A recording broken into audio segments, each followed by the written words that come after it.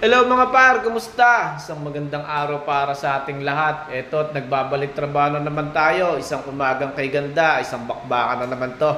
Let's go! At dito nga ay nakahanda na ang aking mga kagamitan. Sinimulan ko na nga to i-pit up sa tubong dedos at elbow.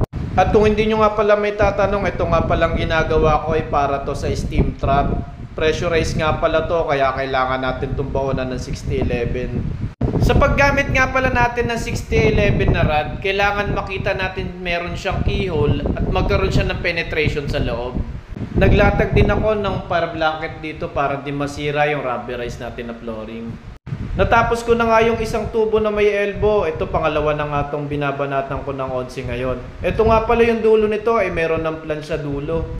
At pagkatapos nga maonsehan lahat ng tubo, ipa-flat grind naman natin to at lalagyan natin ng guide para naman dun sa 6013.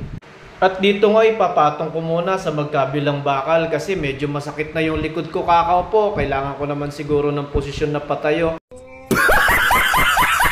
Isang tips nga pala dyan, kung nahihirapan ka sa pwesto mo, manap ka na magandang posisyon mo para maganda kalalabasan ng hinang mo. Nice. At dito nga sa hindi inaasahang pangyayari, nalaglag sa dulo yung pinapatungan ko na tubo. At ito nga, nang matapos ko na weldingan ng 6011 lahat ng tubo, sinimulan ko na i-grind at linisan para mapasadahan na to ng 6013. Pangalawang tips mga par, kung sakaling gagamit kayo ng 6013 or magkakaping kayo gamit ng 6013, iwasan natin na magkakaroon ng hangin ng pwesto natin. Kasi magkakaroon lang to ng butas-butas o yung tinatawag na porosity. At speaking of hangin, wala nga talagang kahangin-hangin dito. Bukod sa sobrang init na nga din ng suot ko, ay pinagpapawisan na nga yung garter ng pantalon ko. Pero okay lang yan dahil maya-maya konti magpapahinga naman tayo. Huwag kang magpahinga! Magtrabaho ka!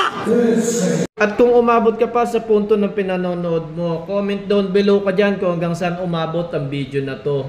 At huwag nyo rin pong kalimutan na mag-follow, like, and share. Ako nga po pala si Kuya Mar na palaging nagsasabi sa inyo ng ingat mga par!